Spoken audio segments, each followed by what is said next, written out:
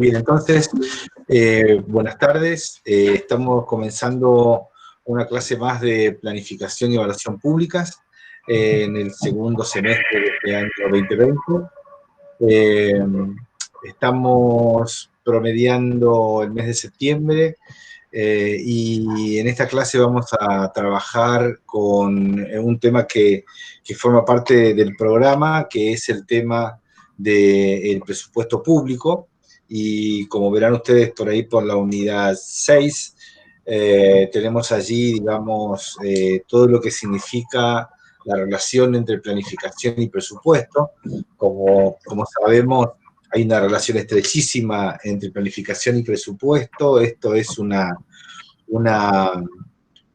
cuestión clara en todo régimen democrático, donde el presupuesto se discute con un año de anticipación en la Cámara de Senadores y de Diputados, en el Congreso, y ese presupuesto que se aprueba, a partir de su aprobación, digamos, es implementado y ejecutado al año subsiguiente. El Poder Ejecutivo eleva ahí por el mes de septiembre precisamente al Congreso a su consideración la ley de presupuesto, y la ley de presupuesto es un organizador de toda la actividad del Estado. Por lo tanto, ese organizador, digamos, es un organizador duro en el sentido de que coloca las posibilidades y los límites en términos económicos, en términos precisamente en los recursos, digamos, de dónde van a salir y por dónde se van a implementar, y a partir de esa ley se organiza, digamos, lo que es la planificación de la gestión pública en su conjunto. Podemos decir que la ley de presupuesto es el horizonte y es el límite también, digamos, y ahí se juega precisamente con la calidad de la gestión pública.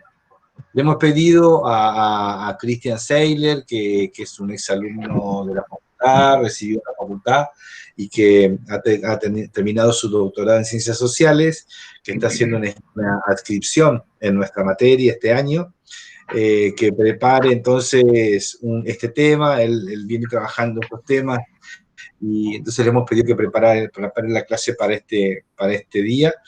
Por lo tanto, que entonces ya le paso la palabra a Cristian. Nosotros vamos a estar subiendo la presentación que Cristian armó y también un par de textos que van a complementar los textos que tenemos ya subidos en esta unidad. Por lo tanto, bueno, bienvenido Cristian a la clase, y igual Maxi, Rubén, Rocío, Francisco, Juan y Germán. No somos tantos hoy, pero estamos aquí firmes. Así que, bueno, Cristian, te paso el micrófono y la palabra, y bueno, te escuchamos. Si querés, vos vas a poner la paso, exacto. Yo presento, si no hay problema. Bueno, buenas tardes a todos, todas.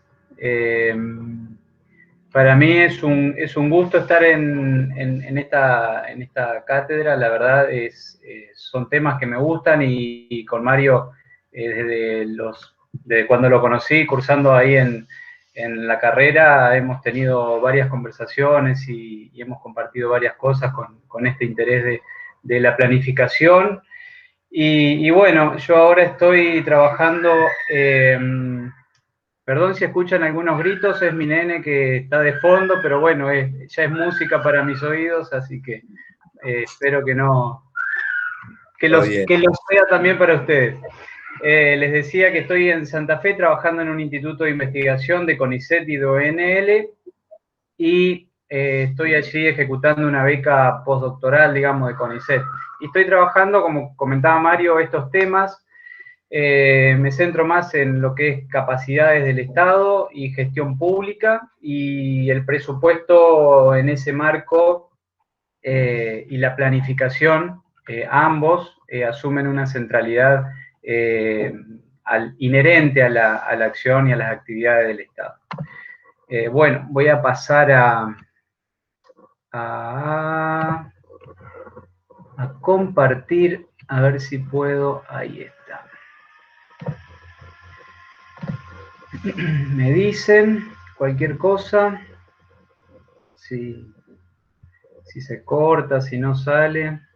Ok, te vamos avisando.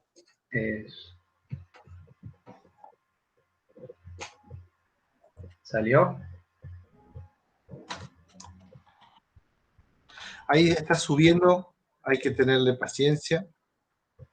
Sí, porque era un archivo un poco pesado, quedó un poco pesado, pero bueno, espero que... Ahí está. ¿Salió? Ahora está la presentación ya, se visualiza bien Buenísimo, en buenísimo. la pantalla. Buenísimo. Bueno, la presentación consiste en presentar a grandes rasgos y muy esquemáticamente esta relación entre planificación y presupuesto público en Argentina, o podemos también llamarlo en un país federal como es Argentina. Y, a ver, ahí está. ¿Ven los objetivos? Sí. Buenísimo, Sí. perfecto. En la presentación me propongo tres objetivos que son generales, que es introducirlos a ustedes como estudiantes a un análisis del Estado y de la planificación desde el presupuesto público en un país federal como es Argentina. Otro objetivo es profundizar la relación política pública, planificación y programación presupuestaria. En esta relación técnico-política que venía planteando Mario al inicio. Y un tercer objetivo es incorporar algunas claves de lectura del presupuesto y presentar, bueno, las principales fuentes de acceso al presupuesto. El presupuesto, no sé cuántos han tenido la posibilidad de ver un presupuesto, pero el presupuesto tiene varios vericuetos, muchas planillas, muchos números, muchos ítems.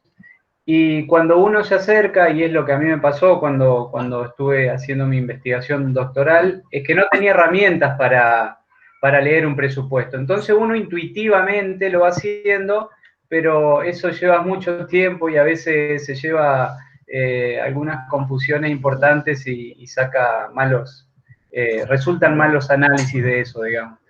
Así que bueno, la idea es que con esta presentación le pueda ir acortando a ustedes este camino de poder leer un presupuesto. Y en este sentido, un objetivo de aprendizaje para ustedes es que desarrollen habilidades para acceder al presupuesto del sector público y para realizar análisis de las políticas públicas desde el punto de vista de la planificación y las finanzas públicas. Es decir, leer un presupuesto nos permite, como decía Mario, conocer el plan de gobierno, pero conocer puntualmente en qué consisten las políticas públicas, qué programas se financian, de qué modo se financian, con qué fuente de financiamiento están financiadas, etc. Para eso yo, a lo largo de la presentación, me basé en una bibliografía que está en el programa, que es En Triángulo del 2004, en un capítulo de un libro de Paula Maya, que salió recientemente, de un texto de Jorge Sotelo, que trabaja el vínculo planificación y presupuesto. Es uno de las personas que por ahí ha trabajado más ese vínculo en Argentina, junto a otras personas también de la Asociación Argentina de Presupuesto. Y después un texto de Horacio Cao, que también es una publicación del INAP Argentina, que es una transcripción de una presentación que dio él, que es muy sencilla, muy interesante por el recorrido que hace acerca del federalismo y la problemática de la gestión pública en un país federal. Así que bueno, son dos textos que sumo a la bibliografía, y en caso de que a alguien le interese profundizar en algo que vayamos viendo, no tengo problema en pasarle más bibliografía o charlar al respecto. Así que bueno. Bueno, para trabajar la vinculación entre presupuesto y planificación, me gustaría sentar una base que atraviesa este vínculo, que es la idea de política pública, la idea de problemas y cómo eso se vincula con el sector público. Entonces, Sotelo lo que nos va a decir en el texto es que las políticas públicas son construcciones sociales que se hacen en función de problemas o necesidades que también son socialmente problematizadas o adquieren un interés público, son problemas que adquieren por alguna razón, por alguna circunstancia o situación, adquieren interés público. Y la política pública, y esto es lo central, son desarrolladas por instituciones estatales y se expresan en lenguaje de medios fines. Esto ustedes ya lo fueron viendo cuando trabajaron, por ejemplo, la metodología de marco lógico, cuando fueron transformando, por ejemplo, el árbol de problema, lo fueron transformando al árbol de objetivo. Ustedes vieron que los fines era aquello que se quería alcanzar y los medios era aquello que se iba a implementar, sean proyectos, sean programas, sean recursos humanos, o sea personal, o sean recursos financieros, o sean recursos de poder, de comunicación, recursos de poder que la fuerza, incluso la fuerza como poder, digamos. Entonces, lo importante que nos tiene que quedar en esta filina es que la matriz o aquella consideración que utiliza el presupuesto acerca de la política pública, que éstas se establecen entre esta relación medios y fines, ¿sí?, para alcanzar resultados que van a tener un impacto en la sociedad. Y estos medios fines están involucrados dentro de las instituciones estatales, a través de procesos, a través de una complejidad que, bueno, que implica todo el aparato estatal. Y cuando digo todo el aparato estatal, me estoy refiriendo a lo que es el nivel nacional, el nivel provincial y los niveles municipales, incluso en algunos puntos niveles regionales. Pero bueno, son menores los desarrollos en el sentido regional. Ahora bien, esta relación medio-fin podría expresarse muy abstractamente y de forma muy simple en esta línea de producción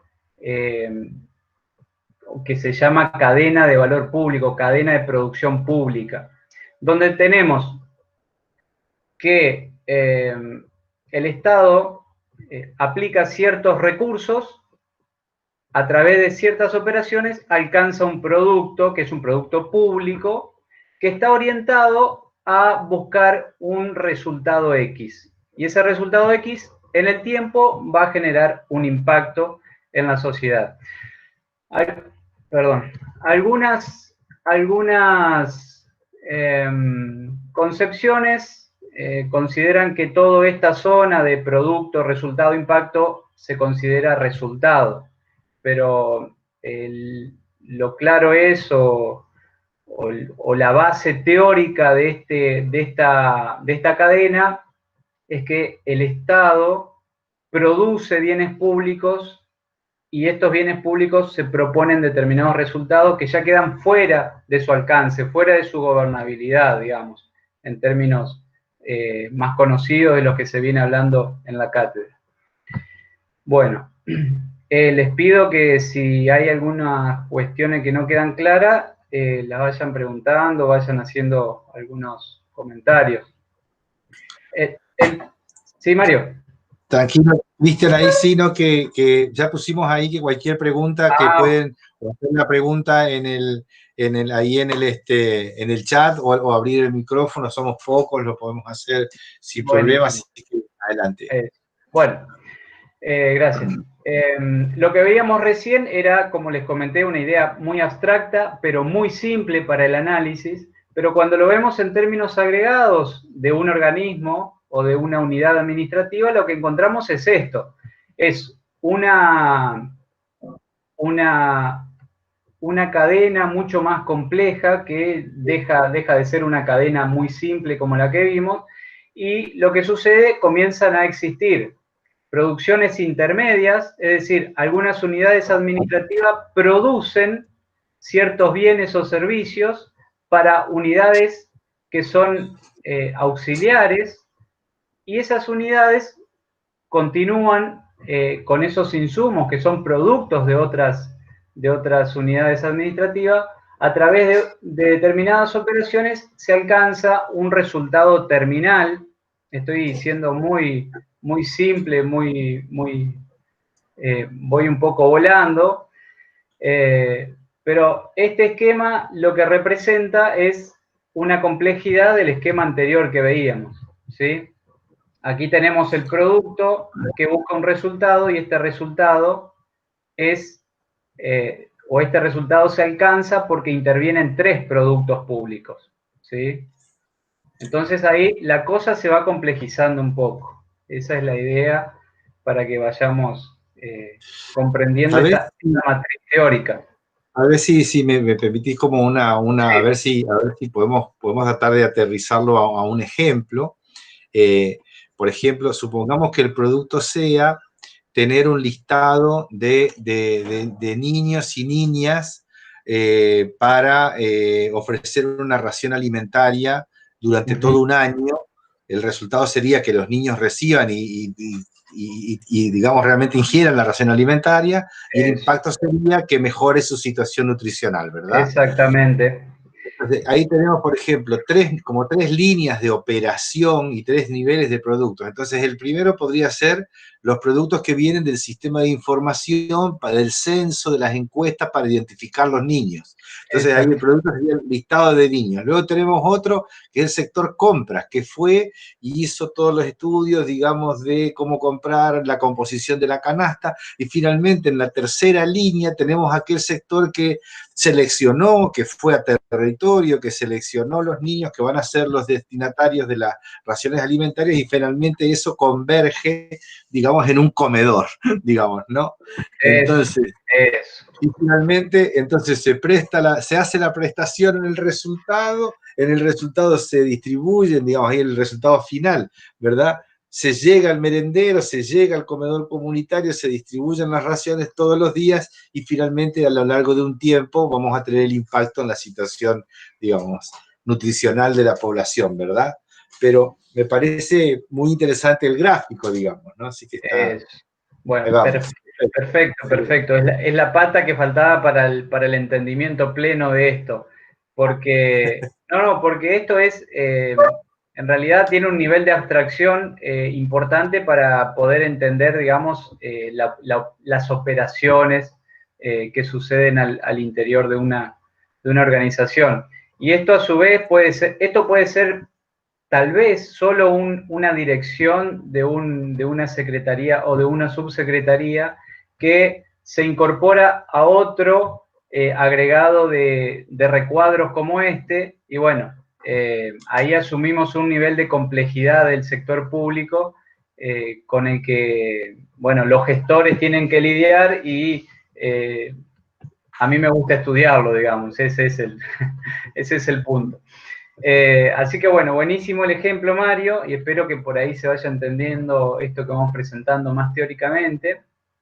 Ahora bien, como bien lo planteaste, Mario, esos diferentes productos que fuiste mencionando, tanto un listado de beneficiarios, la compra de determinados productos para poder elaborar las raciones o incluso identificar los lugares donde se van a dar las raciones.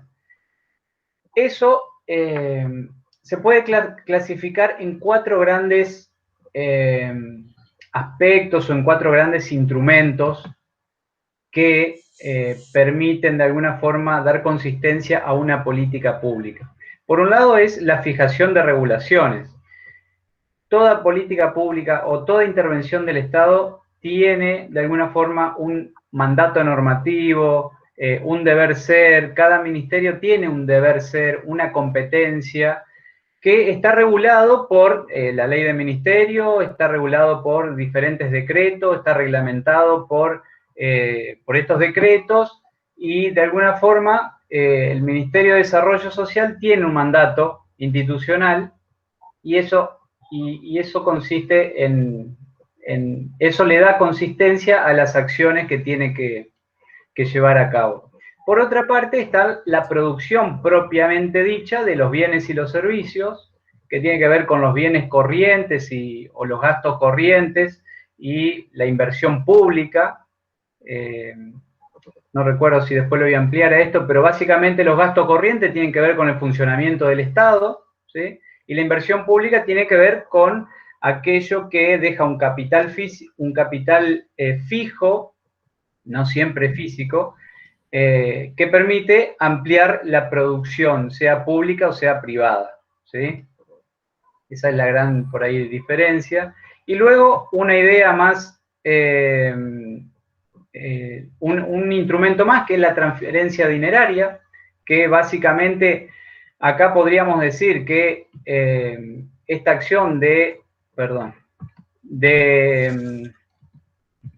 llevar a cabo una transformación en la alimentación de los niños está financiado por el Estado Nacional. Entonces el Estado Nacional es el que transfiere el dinero, pero operativamente es la provincia la que va a llevar a cabo el conjunto de acciones que mencionó muy bien Mario. Entonces, en este caso, la producción estaría llevada a cabo por la provincia, pero la transferencia dineraria está llevada a cabo por nación. Entonces, ahí ya estamos viendo como una dimensión y cómo interactúan los diferentes niveles del Estado.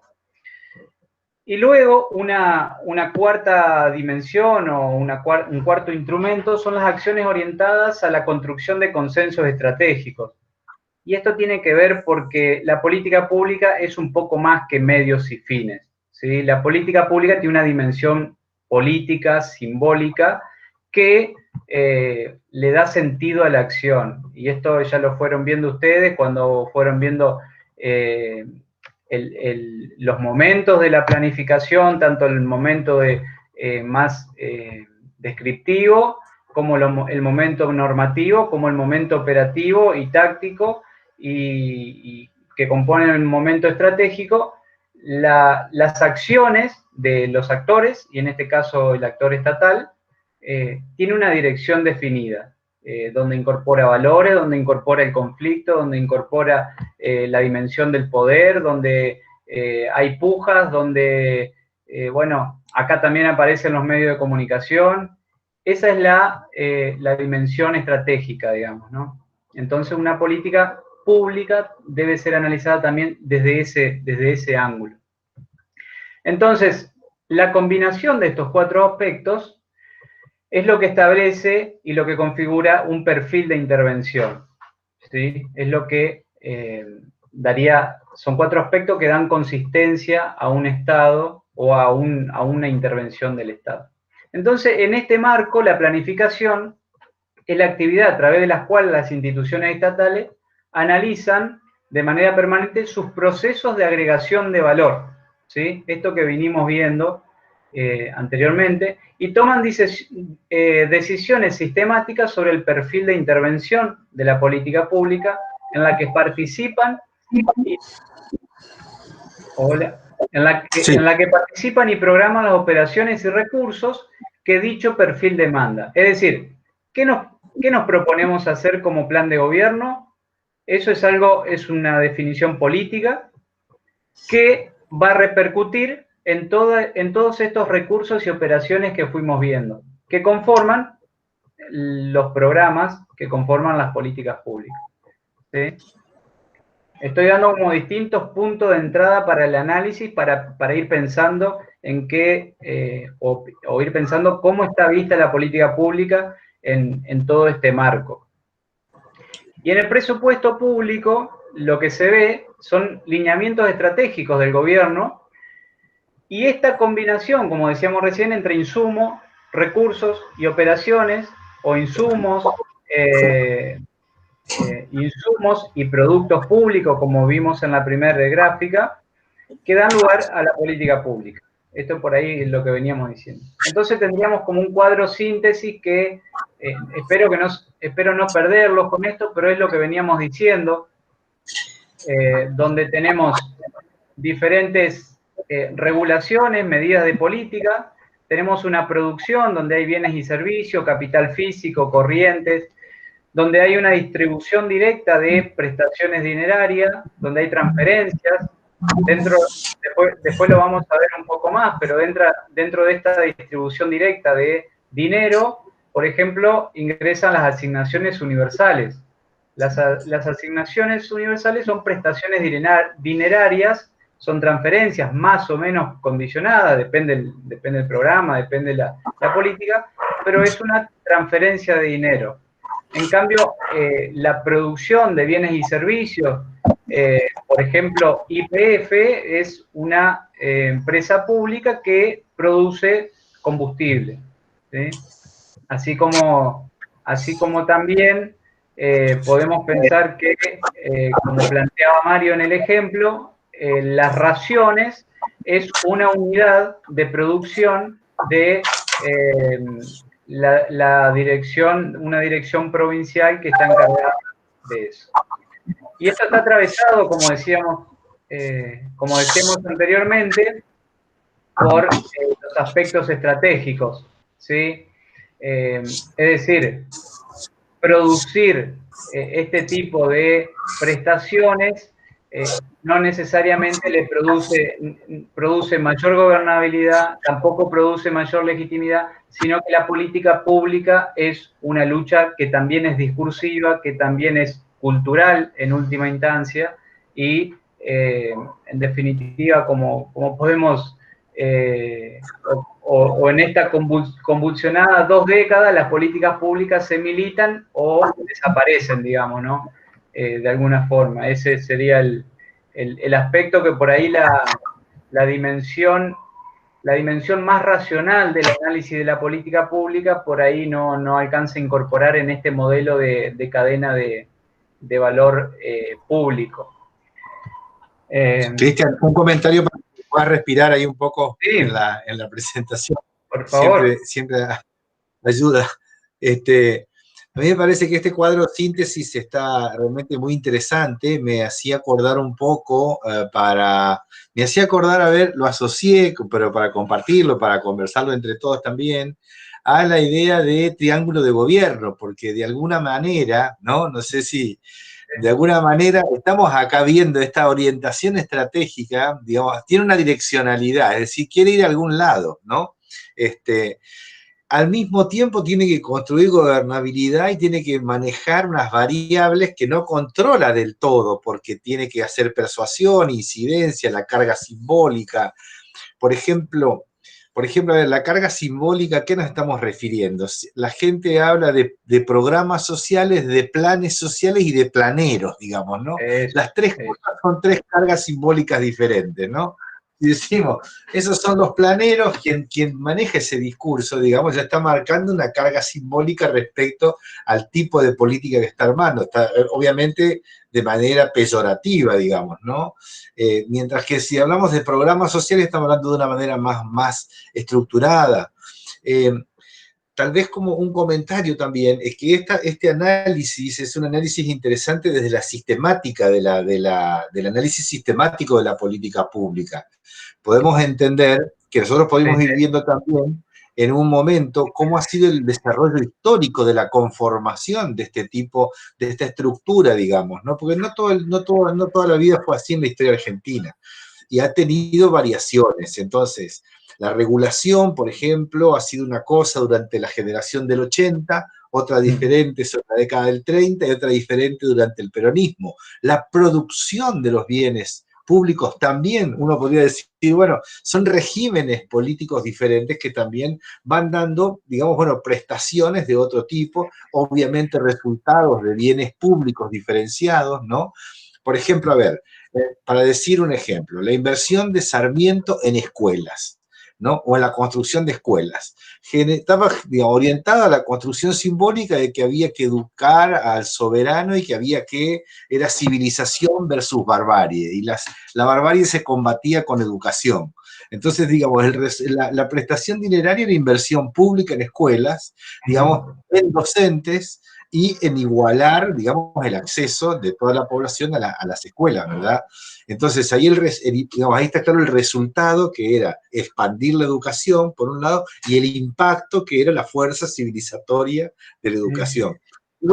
Porque me parece que también eso nos ayuda a entender un poco el cuadro, que me parece muy buena en su elaboración. No sé si les parece hacer una ronda de comentarios.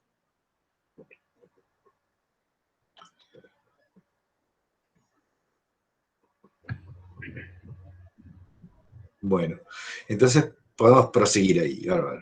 Bueno, los comentarios significa que van todos comprendiendo la idea, digamos. o están dormidos. Se presume que todos están captando perfectamente todo. Bueno, sí, sí, sí, sí. A veces yo estoy volando muy por arriba porque, bueno, aparte esto llevaría por lo menos 2 clases para ir intercalando con algunos ejemplos más, por ahí como bien planteas Mario, que tengan alguna referencia más concreta.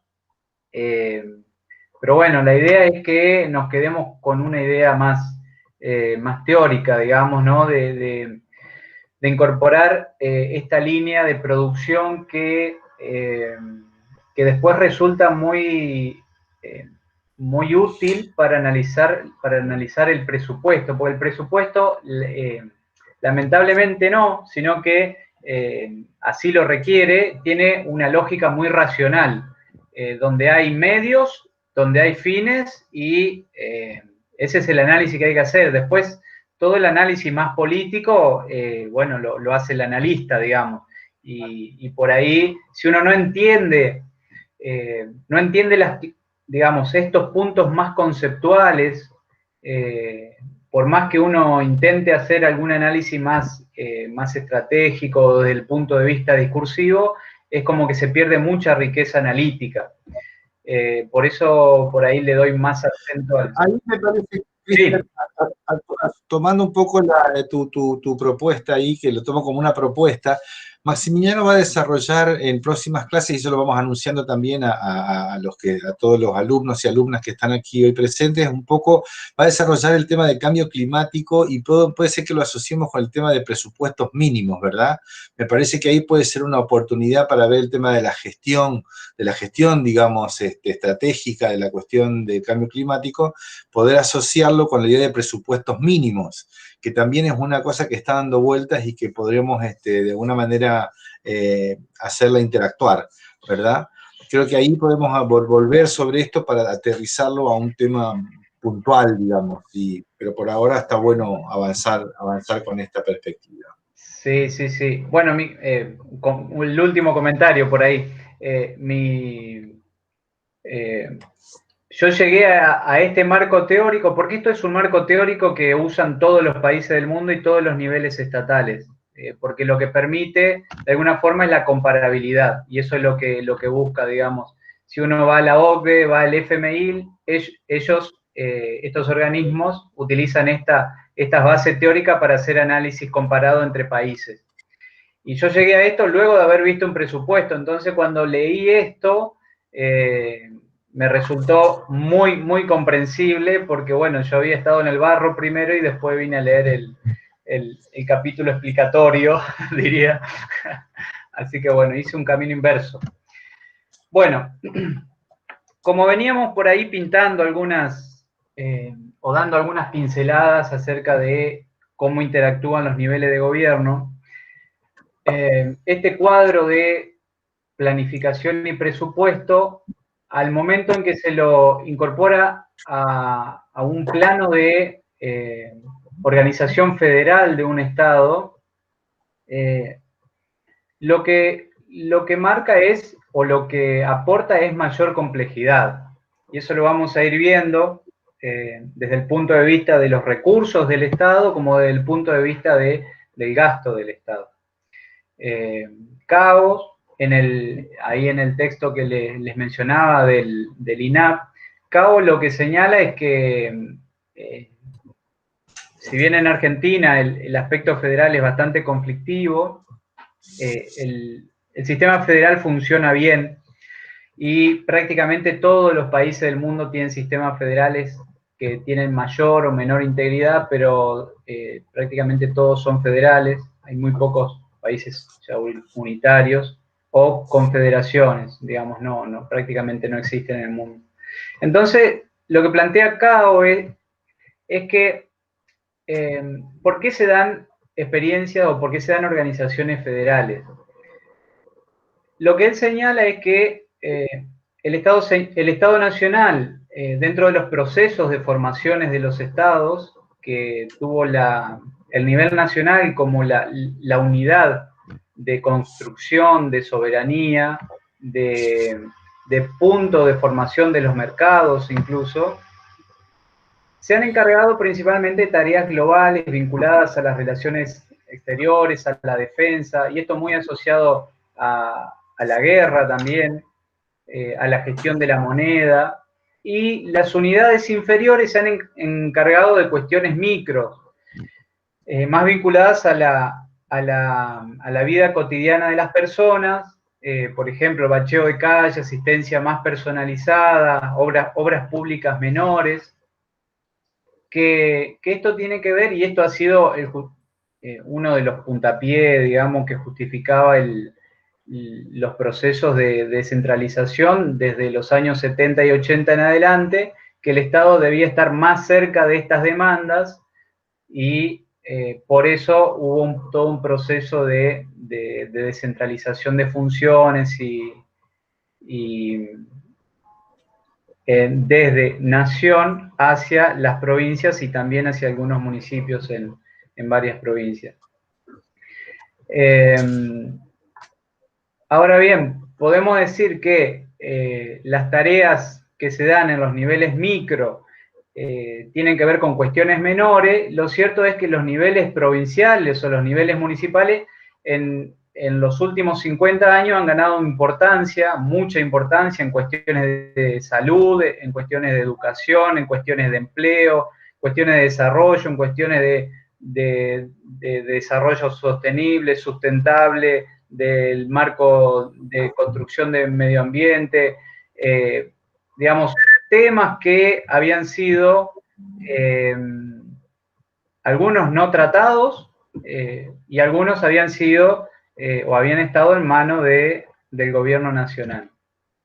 Entonces lo que dice Cao que hay dos grandes procesos de transformación de los federalismos. Por un lado, de nación a otros niveles administrativos, como veíamos o como les planteaba recién, principalmente a través de los procesos de descentralización, y luego habla de un modelo dual a un modelo cooperativo, ¿sí? Ya esto lo vamos a ir viendo más en detalle, donde él dice que de la mitad de los 90 o de la mitad de la década del 90 en adelante, principalmente 95, 97, hay una estabilidad en la distribución de funciones entre los niveles de gobierno. Sin embargo, Nación vuelve a ganar un poco de peso, principalmente desde el punto de vista de las transferencias monetarias y principalmente de los 2000 para acá. Y lo característico de este modelo cooperativo es que hay una complementariedad y una mayor integración entre los niveles administrativos. Entonces, cuando esto lo vamos viendo a la luz de lo que veíamos recién, en esta cadena de producción pública, lo que tenemos que incorporar es mayor complejidad para hacer los análisis. Es decir, ya no es solamente que la provincia, al momento en que interviene en su territorio, es la única que tiene de alguna forma peso en ese territorio, sino que también tiene municipios que están trabajando en temas de empleo o en temas de desarrollo económico, como también nación, o sea que hay una especie de multigobernanza o digamos, hay muchos conceptos que definen esta interacción entre niveles de gobierno, pero bueno, lo que se va observando es que vamos complejizando, digamos, el análisis a esta cadena de valor que en un inicio era algo lineal. Entonces, el punto en que Nación traslada actividades a través de actividades, funciones y principalmente también mucho personal, se puede ver, este es un gráfico que traigo del texto de Cao, donde presenta la transformación desde los años 60 hasta el 2017 entre los niveles de gobierno analizando el empleo público. Entonces allí lo que se puede observar como Nación pierde peso frente principalmente a las provincias. Y ahí están la descentralización de la escuela primaria, la escuela secundaria, salud, otros servicios públicos, seguridad. Entonces, ese es uno de los primeros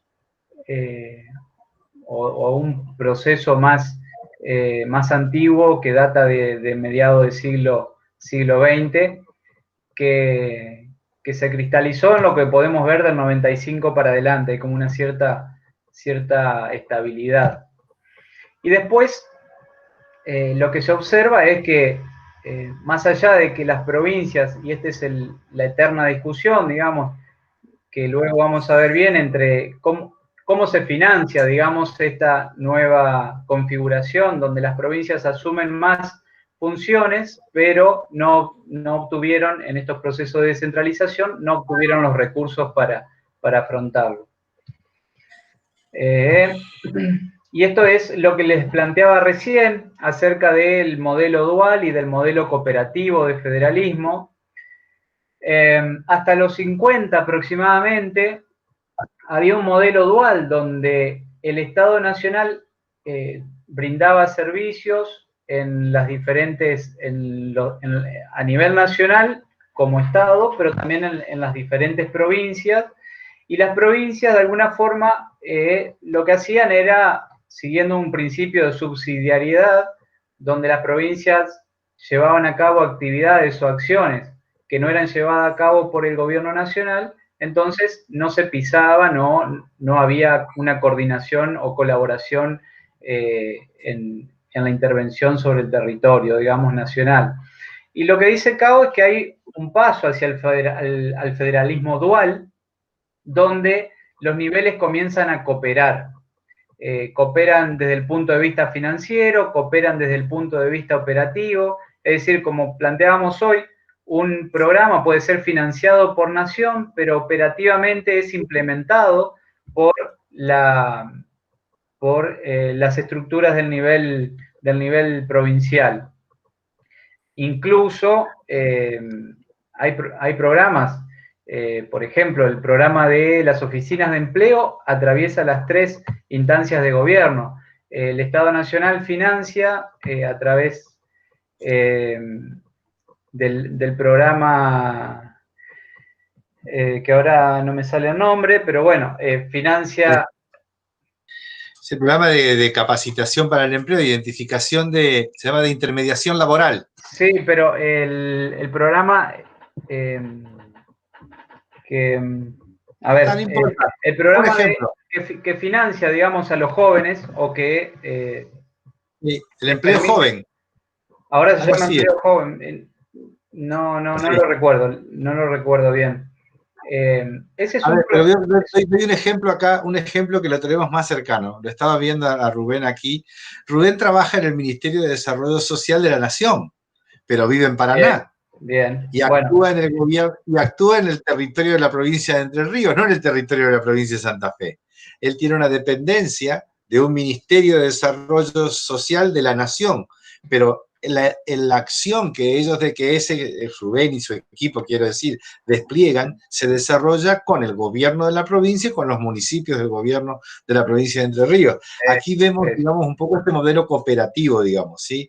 Lo mismo podría decirse que no es solamente el Ministerio, sino la Secretaría de Niñez, Adolescencia y Familia tiene equipos en el nivel central, tiene equipos en el nivel provincial y equipos en los niveles municipales también. Es decir, que ahí está, digamos, ¿no? Bueno, eso, Dayana. ¿Querés hacer un comentario, Dayana? Podés abrir tu micrófono. Sí, porque justo ahora me estaba sirviendo mucho la clase, porque en la cátedra de política social estamos armando un trabajo y a mí me tocó infancia y me tocó toda la construcción histórica también que, o sea, no solo acá en Argentina, pero todo el proceso de construcción histórica del concepto y cómo se pasa con la ley de 2005 que establece el COPNAF y cómo se cambia todo ese proceso desde una intervención más focalizada a una más cooperativa, que el COPNAF también, o sea, interviene desde la nación, provincia y los municipios. Por eso justo dio el ejemplo el profe y yo estaba pensando en lo mismo. Desde hoy ya estaba pensando porque trato como ir por esa línea para poder entenderlo un poco mejor. Eso, buenísimo. Te podemos dar una mano si querés en eso también. Digamos, ahí Rubén y yo hemos trabajado un proyecto de investigación que ha trabajado justamente con el Sistema Nacional de Protección de Niñez, Adolescencia y Familia. Es decir, justamente ahí aparece, por ejemplo, una construcción simbólica de la que recién hacía referencia Cristian. El Sistema Nacional de Protección de Derechos, digamos, ¿no? Es una construcción simbólica que luego va a tener operacionalizaciones justamente en distribución de recursos humanos, de prestaciones, coberturas territoriales, nación, provincia, municipio, de manera articulada, digamos. Entonces ahí tenemos esta idea de integración estatal, ¿no? Y esta idea de que pasamos a un modelo que no es blanco-negro, sino que hay un conjunto de grises, digamos, ¿no? Para poder tirar una metáfora para comprender la diferencia. No es que o interviene uno o interviene otro, sino que se ha ido buscando un modelo más de tipo cooperativo, digamos, en la expresión de este señor Don Cao, ¿verdad? Don Cao, exactamente. Muy bien. Bueno, sí, esa es la idea, esa es la configuración por ahí emergente que plantea desde el 95, 97 en adelante. Sí. Hay una cuestión metodológica para Diana y para todos, digamos. Es interesante porque fíjense que muchas veces nosotros desde la ciencia política o desde el trabajo social estamos viendo, podríamos decir así, visualizando, digamos, programas sociales, maneras de operacionalizar la política pública, análisis, pero pocas veces lo vemos desde este lado, ¿verdad? Porque, a ver, si decimos sistema de protección integral de derechos, lo mencionamos muchas veces, pero si decimos un modelo cooperativo de implementación presupuestaria y de ejecución presupuestaria, digamos, es una manera diferente, que es la manera presupuestaria de decir sistema de protección integral de derechos, ¿verdad? Digo porque me parece que eso es una cosa jugosa para los estudiantes poder visualizar, que hay varias maneras de visualizar, y la presupuestaria ligada a la planificación es otra manera de visualizar la política pública, que es lo que está desplegando Cristian, digamos.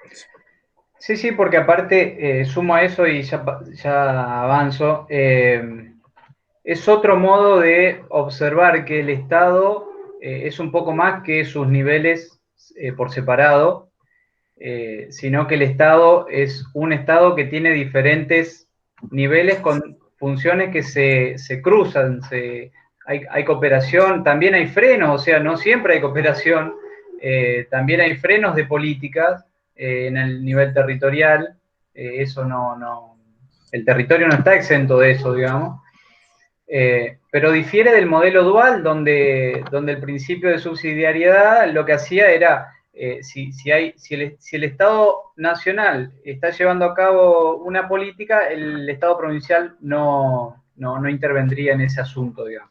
Esto deja de lado eso y esta nueva configuración lo que hace es construir una espacialidad estatal que es muy diferente, digamos, ¿no? Hay más una continuidad, no hay por ahí tantos, los niveles estatales no son tan estancos, ¿sí? En una intervención en el territorio pueden, incluso estamos hablando del Estado, pero también pueden intervenir otras organizaciones, los 3 niveles del Estado más otras organizaciones. Entonces, esa configuración se ha ido, en las últimas 2 décadas, se ha ido acentuando y cristalizando con más fuerza. Bueno, para ir avanzando, porque me queda un rato. Pido la palabra para hacer un comentario. Sí. Que justo diste el pie, lo estaba pensando.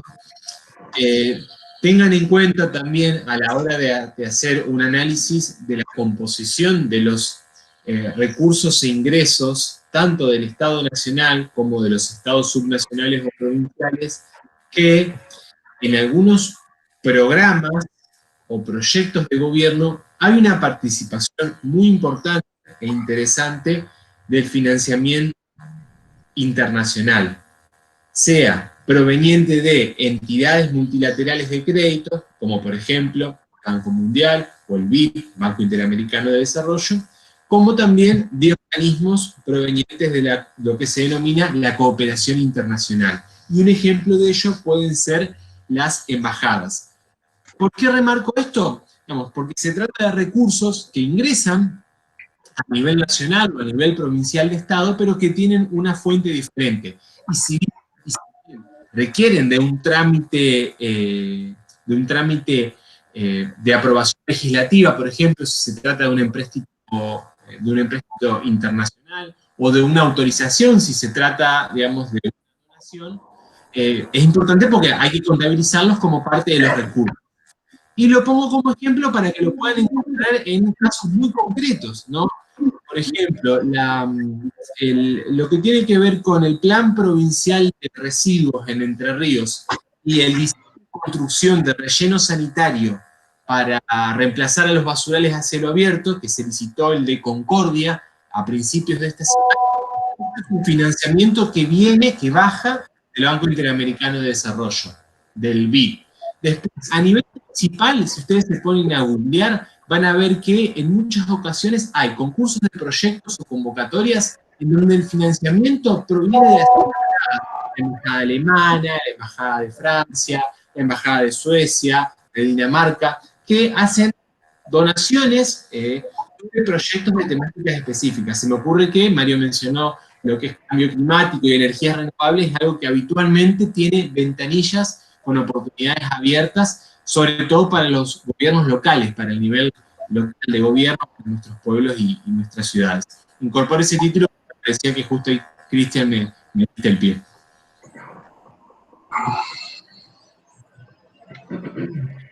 Bueno, gracias, Maxi. Ah, bien. Dale.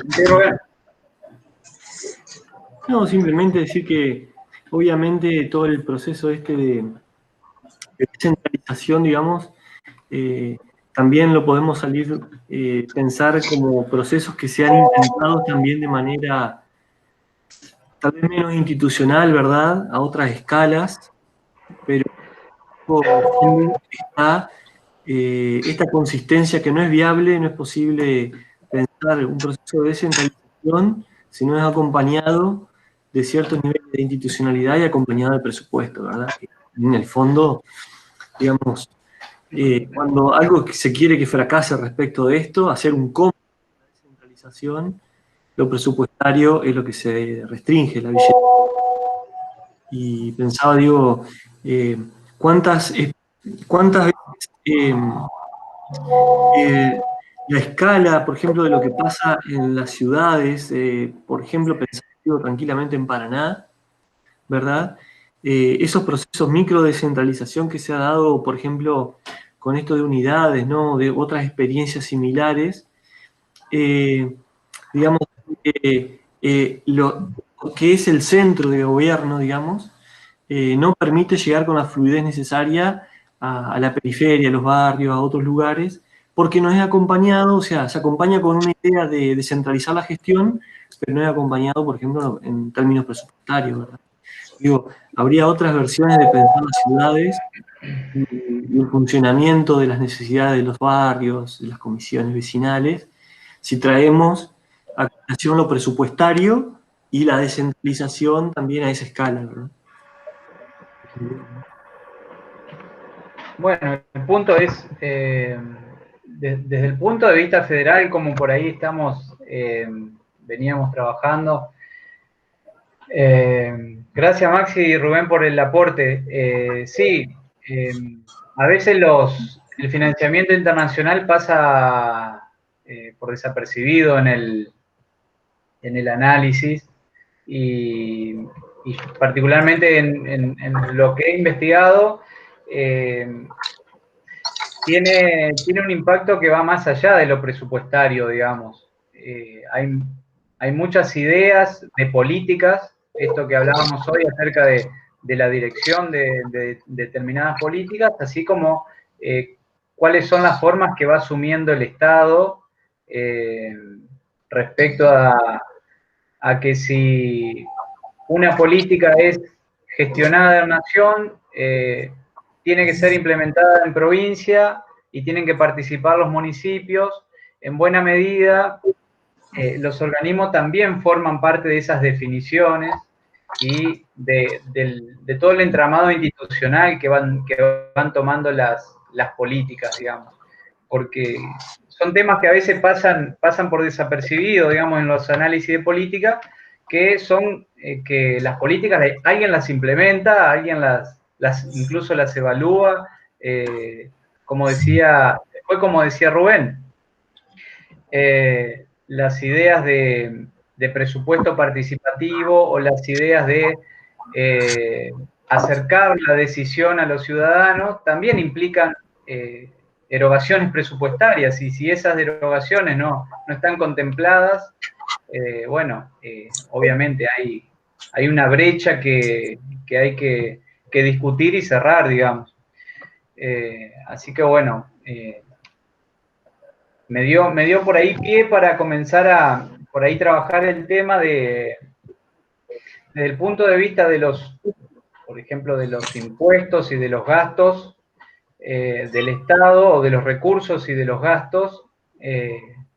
Un punto conflictivo en la Argentina ha sido principalmente desde los 80 para acá la ley de coparticipación federal de impuestos. No sé cuántos han oído hablar acerca de la coparticipación, así.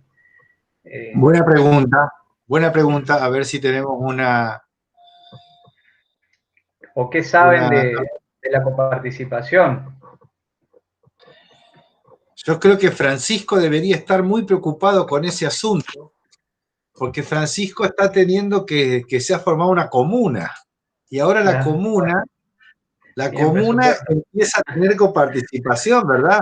Junta de gobierno no tiene participación, comuna tiene participación, así que Francisco, como estudiante de ciencia política, yo estaría con los ojos bien grandes, ¿verdad?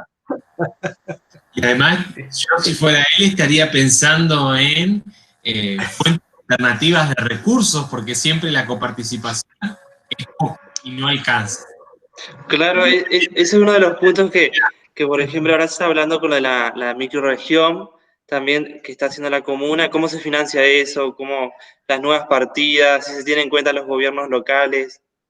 Pero es verdad, es algo que se está pensando ahora con el nuevo rol de las comunas y la implementación de la ley de comunas. Exactamente.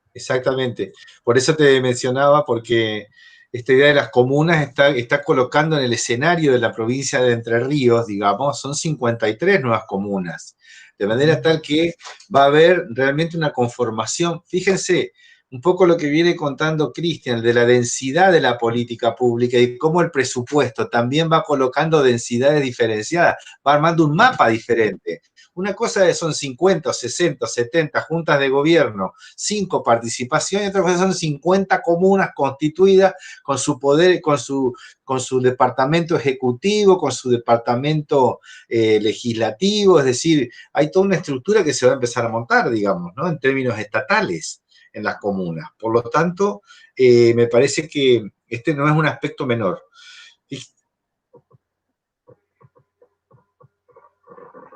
No sé quién más tiene algún comentario.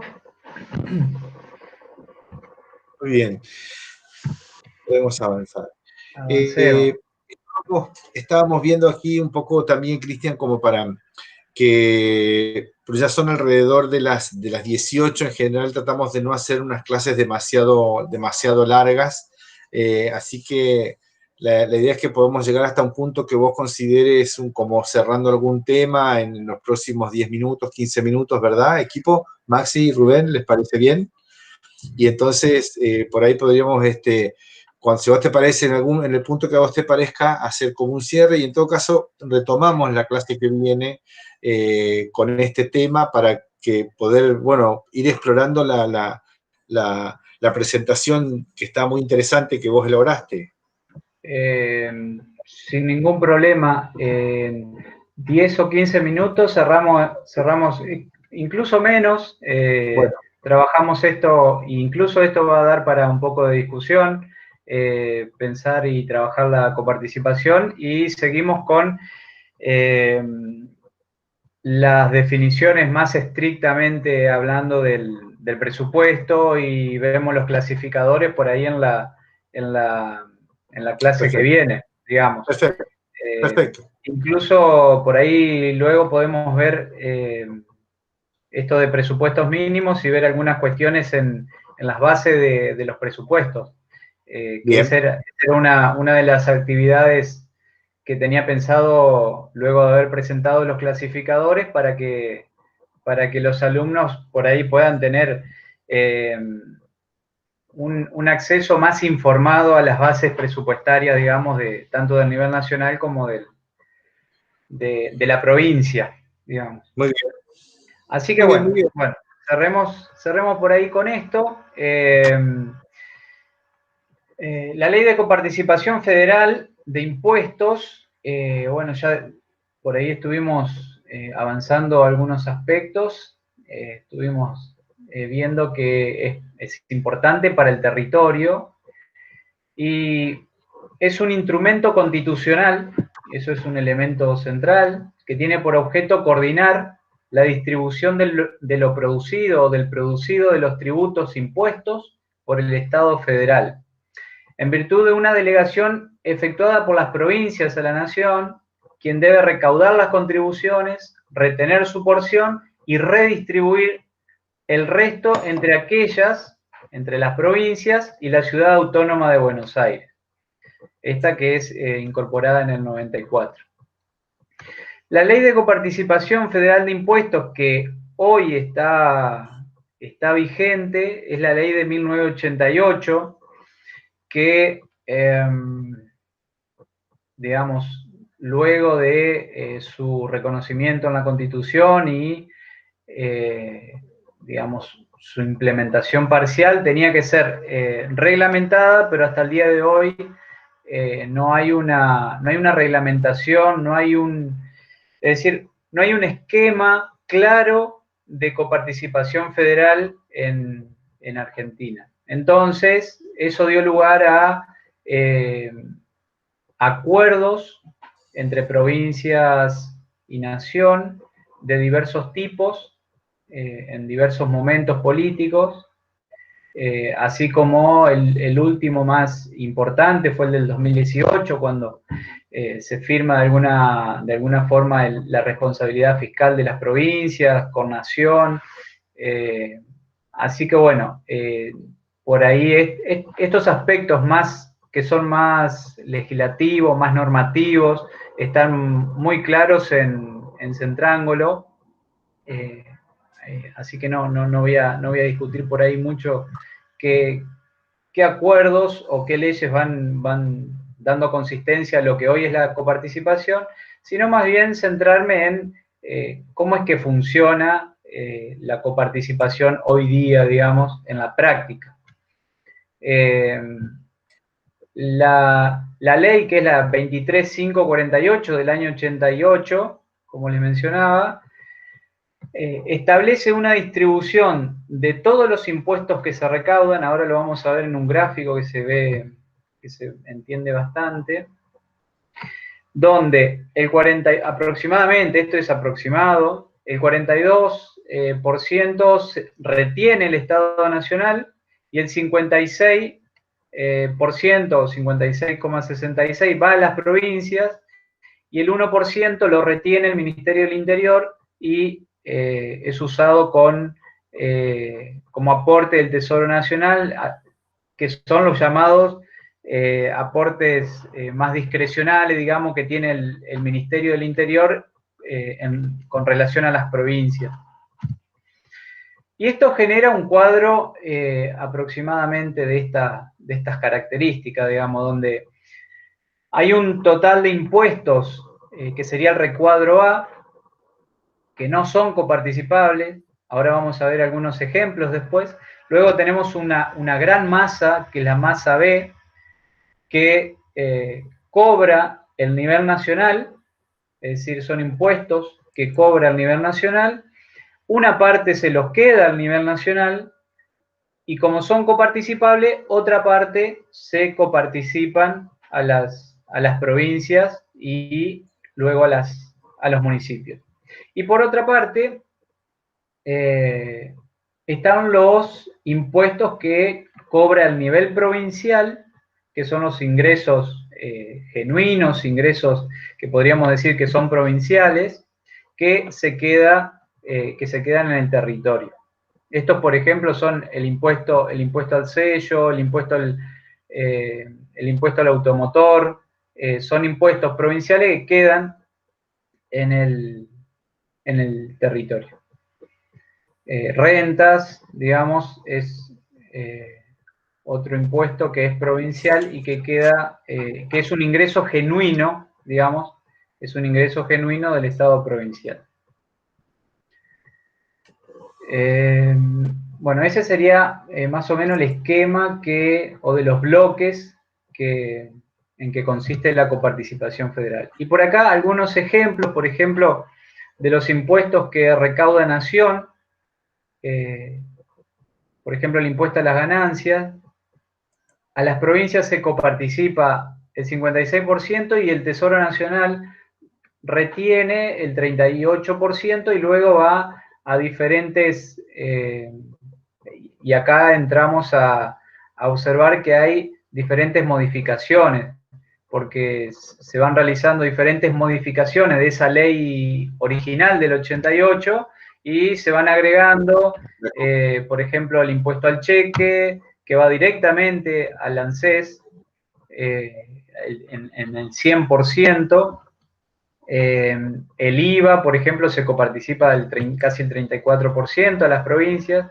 Por eso se había desatado toda la discusión el año pasado cuando el presidente Mauricio Macri o el expresidente Mauricio Macri había exceptuado algunos alimentos de la canasta, había exceptuado el IVA de esos alimentos. Entonces las provincias, ¿qué es lo que pasaba? Esa excepción repercutía en la masa coparticipable hacia las provincias, digamos, ¿no? Entonces, digamos, la complejidad que esto tiene, ¿no? Porque si uno piensa que exceptuaban el IVA de algunos alimentos de la canasta básica, lo que hacía beneficiaba a una población, principalmente el IVA perjudica, cuando se está aplicando, perjudica a la canasta básica, al salario básico. Cuando se quita, los favorece más a ellos que a cualquier otra clase social. Sin embargo, las provincias, los gobernadores saltan a reclamar la quita, digamos, que se venía con esta menor recaudación del IVA. Entonces ahí vamos por ahí viendo como la complejidad de todo el circuito de la coparticipación. Y después tenemos, por ejemplo, como otros impuestos, como el impuesto del monotributo, que sería el componente impositivo del monotributo, que ANSES recauda el 70%, el Estado-Nación recauda, pero ANSES se queda con el 70% de esa masa y el 30% se coparticipa a las provincias. Por ejemplo, el impuesto a los combustibles tiene diferentes asignaciones y es uno de los que más se va partiendo hacia diferentes destinos. Y esto por ahí es como para darle un cierre a este tema de la coparticipación, que de alguna manera marca es como el diagnóstico impositivo que alarma cada vez que se discute la cuestión federal, es que, como veníamos hablando hoy, Nación delega muchas funciones y responsabilidades sobre la provincia, y este esquema que se cristaliza desde el mediado de los 90 para acá, le da un resultado positivo en la comparativa entre ingresos y gastos al nivel nacional. Sin embargo, al nivel provincial, entre los ingresos del nivel provincial, entre el total de la masa, digamos, ingresos por coparticipación e ingresos genuinos, frente a los gastos de las provincias, da un rojo de 17%, y los municipios, haciendo esta misma cuenta, un déficit del 3%. Y acá es cuando más comienzan a interactuar, y por ahí la hipótesis de Cao es que el federalismo cooperativo se comienza a dar dado este escenario, dado esta estructura de ingresos-gastos de los tres niveles, donde Nación tiene que comenzar a cubrir diferentes déficits en las provincias y principalmente en aquellas provincias que tienen menor capacidad de recaudación propia. Entonces el nivel nacional tiene de alguna manera la responsabilidad de comenzar a equilibrar, digamos, principalmente las cuentas desde el punto de vista fiscal, pero después, bueno, comenzar a asistir los niveles de desempleo en las provincias más pobres, los niveles de pobreza en las provincias más pobres. Entonces ahí se comienza de alguna manera a discutir cómo impacta la desigualdad de las diferentes provincias, incluso la desigualdad al interior de cada provincia, comienza a impactar frente a esta ley de coparticipación que estructuralmente da este resultado, digamos, donde las provincias de plano no tienen recursos suficientes para llevar a cabo las funciones que se le han asignado, digamos. Así que bueno, y creo que por acá voy llegando y voy dejando como para abrir el debate o las preguntas o consultas. Sí, tal vez un comentario para iniciar, digamos, cuando recién hace como 10 años con Cristina Díaz armábamos este programa, digamos, de la materia que cuando se empezó a dar, esto de planificación en un país federal nos reíamos porque decíamos que, bueno, que era una cosa necesaria para mostrar realmente la complejidad del federalismo en la Argentina, ¿no? Porque este sistema lo que está mostrando, fíjense, es que en realidad hay como una situación, digamos, de los gobiernos llamados subnacionales, que yo cada vez estoy más peleado con esta expresión de subnacional, porque me parece que el federalismo empieza de abajo para arriba, lo de sub es un invento que no sé, que viene de arriba, ¿no? Porque los gobiernos provinciales son los que constituyen la nación, ¿verdad? Entonces, este es un federalismo que está distorsionado, evidentemente, digamos. Este cuadro muestra que la estructura federal, digamos, no está siendo, digamos, y que es una de las grandes cuestiones, porque esta ley de coparticipación federal, digamos, que se estructura ahí en los 90, realmente lo que hace es tener, digamos, un componente político muy grande que permite que los gobiernos nacionales finalmente controlen los gobiernos provinciales, ¿verdad? Yo creo que allí, digamos, hay diferencias, aunque no conozco en profundidad ni lo he estudiado, con el caso de Brasil y con el caso de México, porque me parece que allí los estados federales son más fuertes. Inclusive el régimen municipal, por ejemplo, en Brasil, la salud pública está instalada en los municipios, no en las provincias. De manera tal que entonces las transferencias que se hacen en términos de salud para atender la cuestión está guiada por los municipios. Lo mismo las transferencias que se hacían en el Bolsa Familia. Si la gestión, la selección de beneficiarios, la selección de las familias destinatarias estaba realizada por el municipio y la gestión del programa era municipal, digamos, ¿no? Quiero, nada, solamente como para agregarle a este cuadro que es muy develador de tantos hechos políticos en la Argentina, ¿verdad? Porque finalmente las provincias tienen que digamos, tienen que como venir al pie del gobierno nacional, un poco para poder sostener sus cuentas públicas. No sé si los alumnos y alumnas quieren hacer algún comentario, estaríamos redondeando la clase. La impresión, a ver, un comentario, simplemente les está resultando interesante este punto de vista, esta cuestión presupuestaria, que es un poco más dura, pero que a mi entender complementa necesariamente, digamos, los otros aspectos de las políticas públicas, ¿no? No sé cómo lo ven, Juan, Rocío, Germán, Dayana.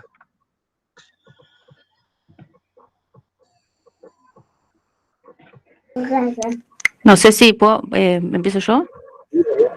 Sí, sí. A mí me parece sumamente interesante todo, porque aparte de que es como que estamos hablando en los mismos términos con otras cátedras, entonces como que esto viene a reforzar lo que ya venimos dando tanto en finanzas y presupuesto como en políticas públicas, porque ahora es como que estamos empezando con los trabajos a aplicar la parte teórica y esto viene a ayudar un montón, así que si Cristian puede pasarnos la bibliografía o ver por lo menos a mí me va a servir un montón. Y eso es va como a quedar que... la presentación. Sí, Sí. diga. No, dígame.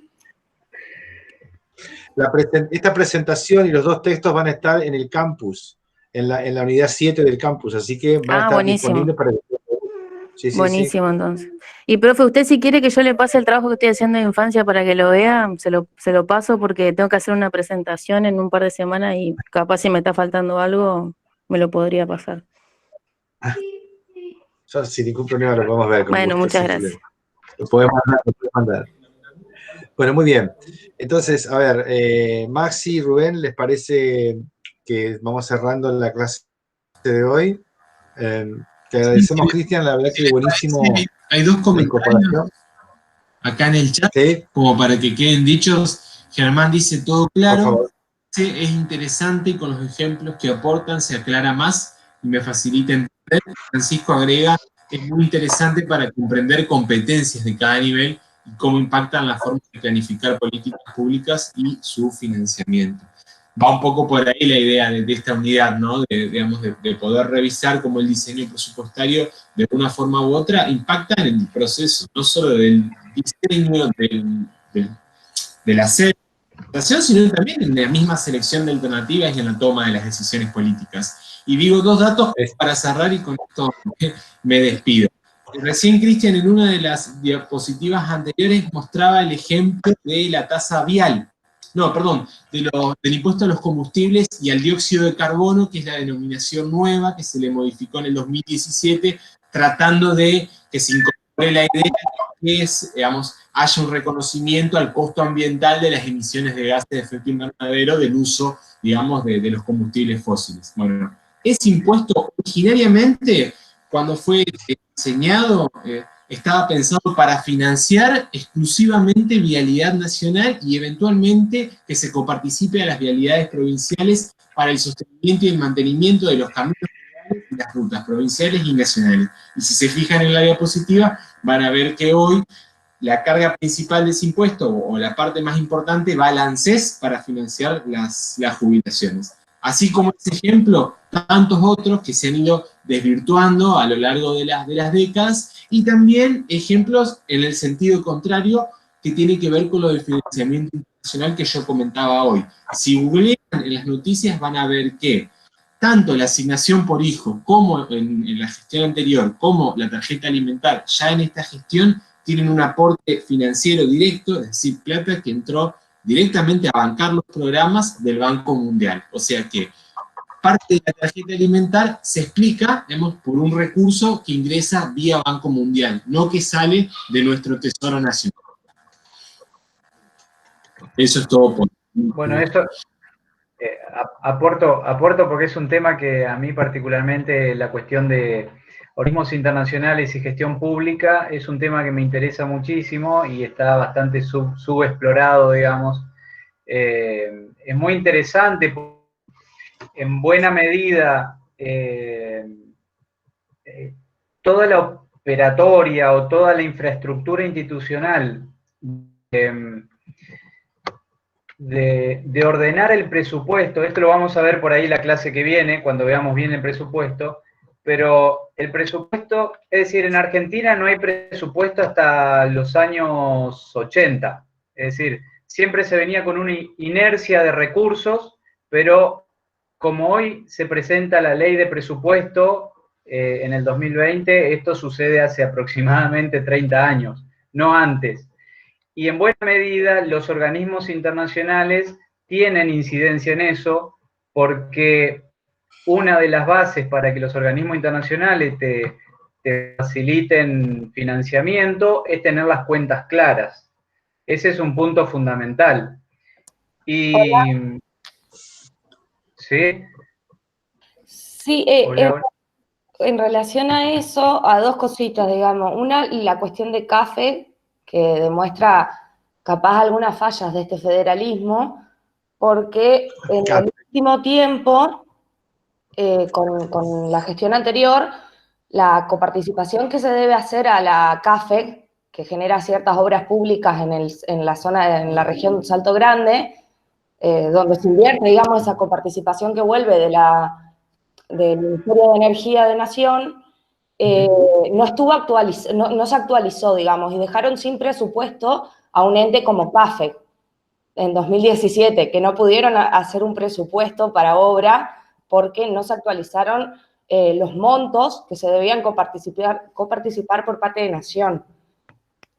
Y que no es poca plata, digamos, para el organismo que es, y además se tiene que hacer cargo del impacto ambiental que tiene ese tipo de organismo, digamos, estamos hablando de energía hídrica, ¿no? Es bastante pesado el impacto, y bueno, hubo un montón de reclamos y un montón de obras paralizadas por parte de la provincia. Lo otro que pensaba en relación a eso de lo que son organismos internacionales, yo estoy haciendo justo un informe de capacidad institucional del organismo donde trabajo, porque vamos a tomar un crédito con el BID para un aeropuerto en Concordia. Y la realidad es que ellos también ya hicieron un informe de la capacidad institucional del organismo, y el organismo estaría en un riesgo medio, según la capacidad que ellos tuvieron, para adquirir semejante crédito y hacerse cargo de una obra que no es muy pequeña, hablamos de millones de dólares. Entonces, es muy loco, pero las exigencias a nivel internacional de ese tipo de organismos de financiación nunca coinciden con la capacidad, o muy poco, con la capacidad institucional que suelen tener los organismos de, por lo menos, obra pública de la provincia de Entre Ríos, por ejemplo. Bueno, muy interesante estás planteando. Porque no solamente, digamos, los organismos, y con esto cierro por mi parte, los organismos internacionales tienen impacto en varios aspectos, es decir, hay dimensiones que por ahí se nos escapan, y más allá del aporte financiero, como planteaba Maxi, y como vos bien planteás, tiene que ver con lo institucional, no solamente con lo financiero. Y ahí juegan muy fuerte, a veces juegan condicionando y a veces juegan fortaleciendo, porque, digamos, las experiencias en distintas provincias han fortalecido ciertas capacidades, por ejemplo, la de presentar un proyecto en un organismo internacional. Eso es un elemento de fortalecimiento de las instituciones. Por ahí tiene que ver también con la trayectoria, si Entre Ríos ha tenido vínculos con organismos internacionales, hay determinados organismos o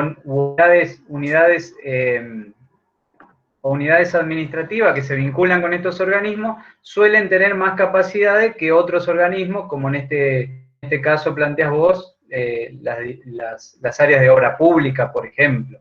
Entonces, la incidencia de los organismos tiene como dos facetas, digamos, ¿no? Beneficia y por otro lado también condiciona. Así que bueno, yo por mi parte, si no hay otro comentario, duda, pregunta. Yo creo que estamos bien en nuestro tiempo de clase. Generalmente usamos esta medida de tiempo porque más largo por este medio se hace complejo. Te agradecemos, Cristian, la presentación, y bueno, creo que quedan varias cuestiones para la clase que viene, y quedan, digamos, también una buena parte de la presentación que vamos a estar subiendo al campus. Entonces van a estar subidos al campus en la unidad 7, los 2 textos que propone Cristian, más los que ya teníamos, más la presentación, y la clase que viene volvemos a retomar este asunto. Recuerden, como dijimos en la primera clase de este cuatrimestre, vamos a estar trabajando temas de ecología política, temas de planificación territorial, de cuestiones de cambio climático. Estamos poniendo ahí, digamos, diferentes componentes temáticos para animar este segundo semestre, siempre volviendo sobre las cuestiones metodológicas y las, digamos, específicas de la planificación estratégica, y también sobre las cuestiones macro de las políticas públicas, que siempre es el juego que vamos haciendo, ¿verdad? Pensar gobierno y políticas públicas, pensar que las políticas públicas son un juego dinámico y siempre atento a un juego político y a un juego que también tiene una traducción técnica que es fundamental. Les agradezco a Cristian por la presentación, muy buena, seguimos la clase que viene, y al equipo también y a todos ustedes, y nos vemos entonces el miércoles que viene a la hora de siempre. Muchísimas gracias. Gracias, Juan, y hasta luego. Gracias, muy amables.